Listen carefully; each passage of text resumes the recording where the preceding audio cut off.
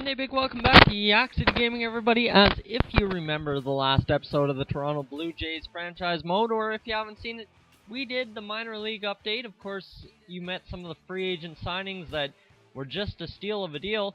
And now we're still on the same day we did all the minor league games, so we're going to go with a player lock on Edwin Encarnacion to finish off the day. We're going to substitute Oat Meister as Turris, who's looking pretty tired over there at second base. In fact, what we're going to do is we're going to switch Brett Lawrie to second base and then put in Juan Francisco at third.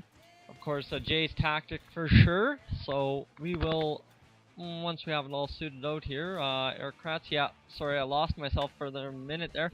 But you see the 21-6 Blue Jays, how well they're actually doing overall. Basically, everything except for home runs against and stolen bases is in the top 10 of the league. So 6 out of the 8 categories are top 10. Heck, 4 out of the 8 are top 5 even. So we will get right into the Kansas City game here. As you see, they're wearing the retro Jays uniforms. I love those uniforms. I never watched a single Jays game when they actually played in those unis, but I love them anyhow. So it'll be Edwin Encarnacion stepping up to the plate in a big situation here. Possibility to score a run. Sorry, a jet scared me. That I didn't know what the rumbling sound was. And he'll ground out to the pitcher. First swing of the game for Encarnacion. And that kind of hurts, but he moved the runners over, and that won't really be productive, however. So now over at first base, I know there was actually a ton of talking about how terrible the fielding is over at first base. I don't really understand where that's coming from. As you see, this camera works fine for me. As I get back, no problem with it.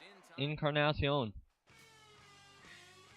Now you're going to see they put up a 5 spot here in the top of the second. So Toronto's on fire, 21-6, like I mentioned earlier. And Encarnacion's looking to possibly jack one out of the park now just to add another run. He's got the insurance to do so, so maybe. And he'll take that sinker outside to level the count at 1-1.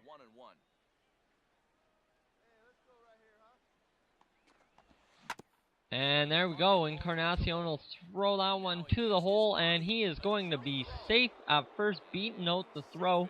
Encarnacion showing he has a little bit of wheels there. And another thing we do is we do not do a lot of base running unless it's a speedy guy.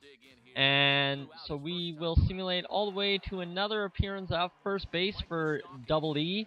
And we should be good there. I'm going to talk about Aaron Sanchez here just for a moment. As anyone who saw on Reddit where I'm going to post this video, you guys saw my comment. I am pumped to see that kid play.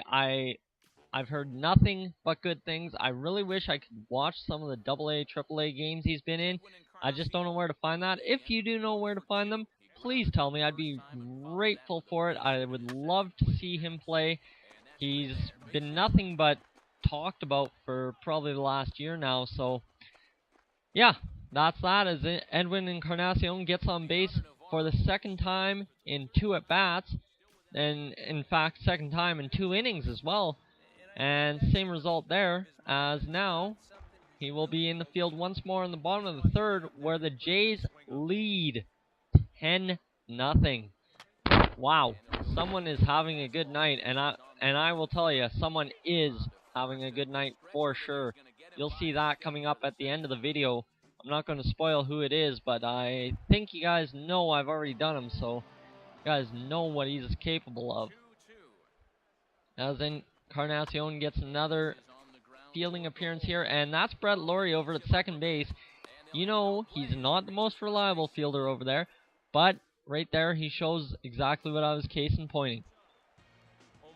So now Encarnacion, after dealing with an out, and then now Hosmer on first still, he'll get a double play ball coming to him on the back end of the deal. And that will end the inning for the Jays. Burley is dealing so far. 10-0 lead for the Jays. Can't argue with that, to say the least. Oh man, I used that again. Sorry guys, I know there's a few people who get really annoyed when I use that, but that's just part of what I say.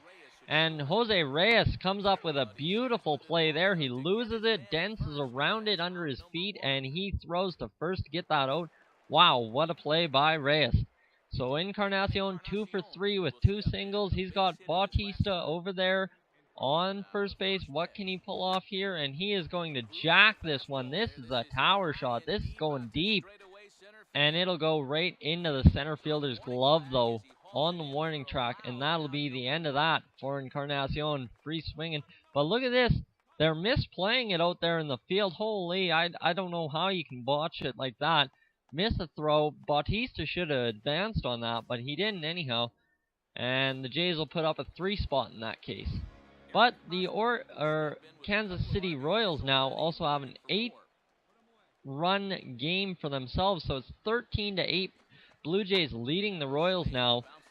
This game's getting a little out of hand, and this, I don't know how that's an out. I honestly have no clue, but it's an out, and that'll end it anyhow.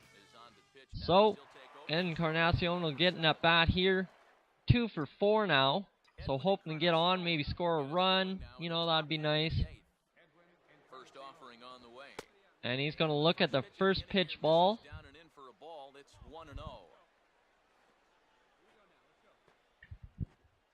And now this one's coming in.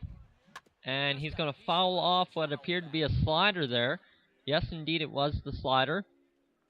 And he's looking maybe to get something to the gap now to get into scoring position and extend this lead. And he's going to instead bounce it off the mound straight up the gut and into center field for a base hit. So 3 for 5 in this one in those retro unis.